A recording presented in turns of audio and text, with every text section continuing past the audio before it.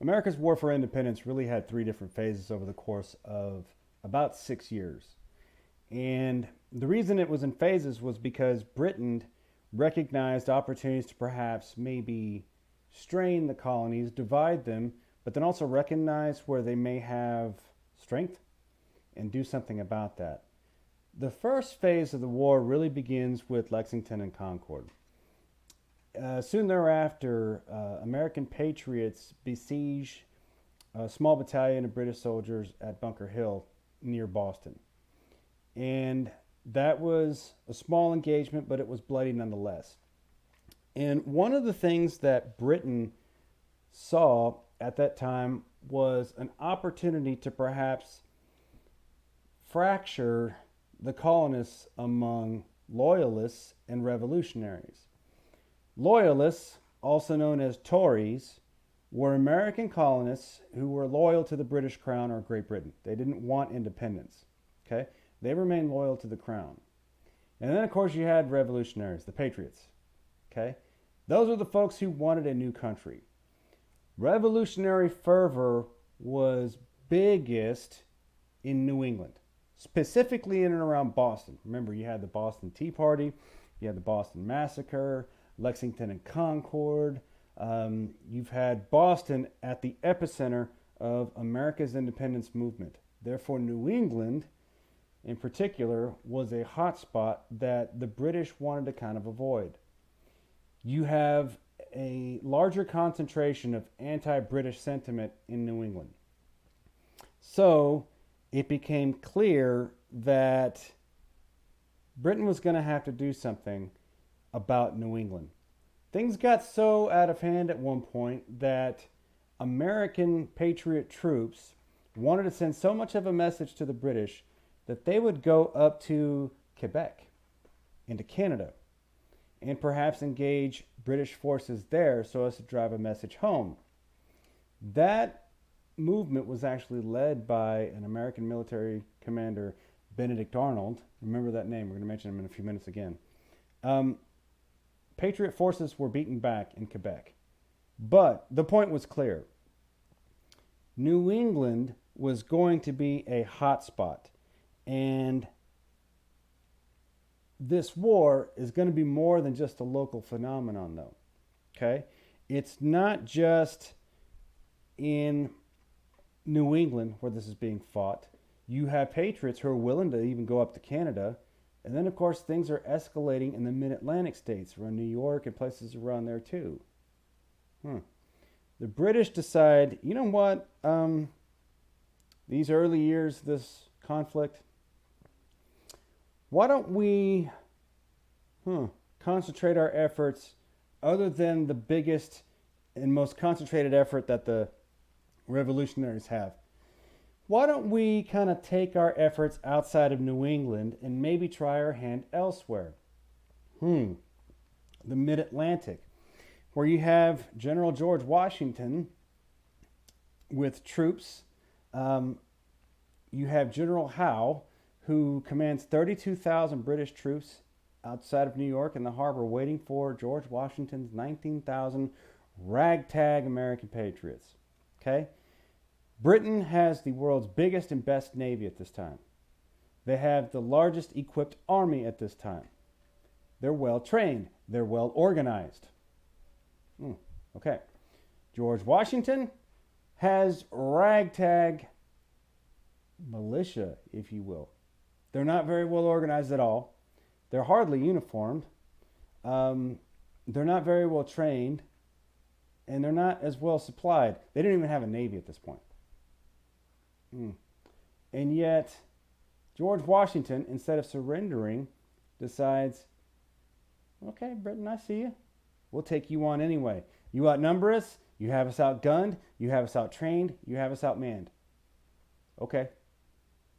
Bring it on. All right. So after a series of skirmishes, the British do beat back George Washington and basically chase him down into New Jersey and further chase him across the Delaware River that separates New Jersey from Pennsylvania. So, in the winter of 1776, there was a particularly cold aspect that winter that made things really inoperable from a war effort. And it was decided on both sides that basically we're gonna we're gonna stop until the winter's over because everything's frozen. It's really cold. Okay, it's hard to conduct military operations in very cold elements. So from that perspective, um, things kind of slowed down towards the end of 1776.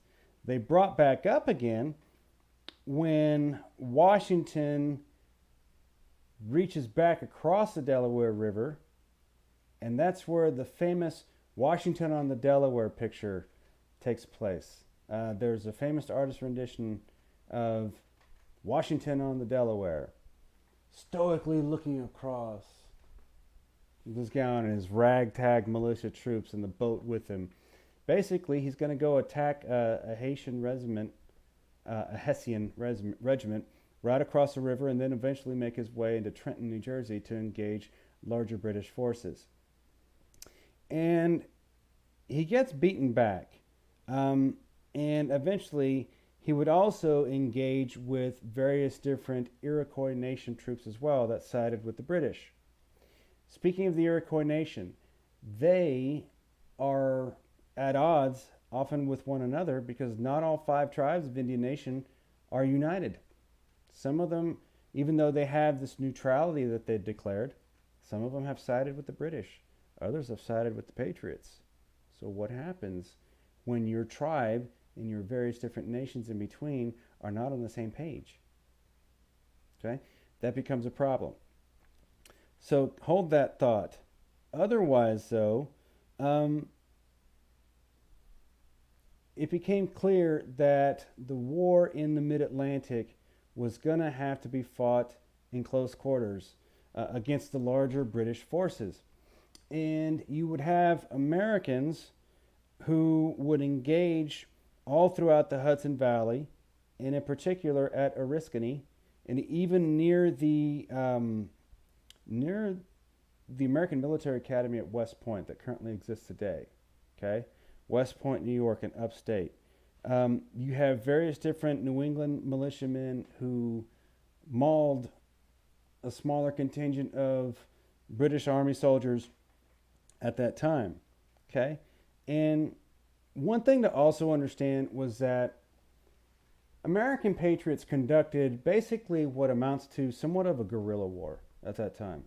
So you may not have necessarily uniformed soldiers with regimented tactics of the time, especially that are fighting conventionally. They may pop up from behind a tree. There may be 2 or 3 at a time and take pot shots at a larger force and then run away or hide off in the distance or something like that. Eventually, that takes a toll on a conventional force if they can't find you. And even if they do kill you, they've suffered some casualties in the meantime, and that takes a psychological toll on them. Hold that thought, because America is going to fight a war a couple of centuries later against a different opponent that has a similar mentality. Otherwise, though, the war efforts in the mid-Atlantic are becoming clear. As British forces are slowly weakened, there becomes a battle at Saratoga, where eventually American Patriot forces take and win a battle. In the mid-Atlantic, where you don't have a huge concentration of revolutionary hotspot. Okay? The battle at Saratoga basically made a statement.